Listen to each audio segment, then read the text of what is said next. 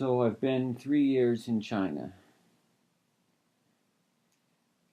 and it's hard to say exactly how that's changed me, how that's affected my worldview. But being 3 years away from friends and away from family, and being in China, uh, where really there aren't any poets. You mentioned poetry to the Chinese, and they think of history, old history. Uh, Contemporary poets don't really exist. There are some, but they're very few. Um, so, being this far from my poetry friends, from my families, um, and hearing on the news what's happening around the world, what's happening in the States, really kind of, I don't know how to say, I feel like I'm coming apart, which I suppose is good for a poet. It makes for some interesting poetry.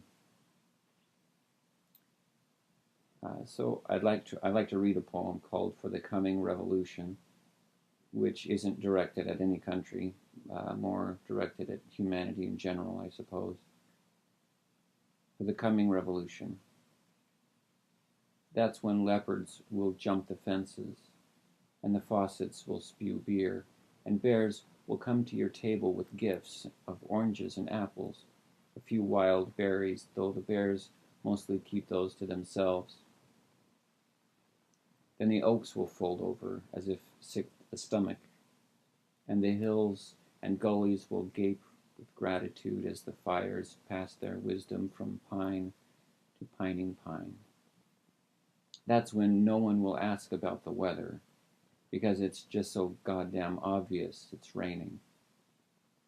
Grease clouds sliding around the sky, and the monkey players throwing it all on the table.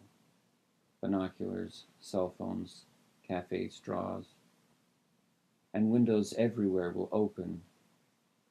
Television sets, computer screens, old 50-pound boob tubes, snot green love seats, end tables, saucers, baskets, bacon, mashed mattresses will slide out onto the sill, humpbacked whales pushing them out until they drop into the shrubs below.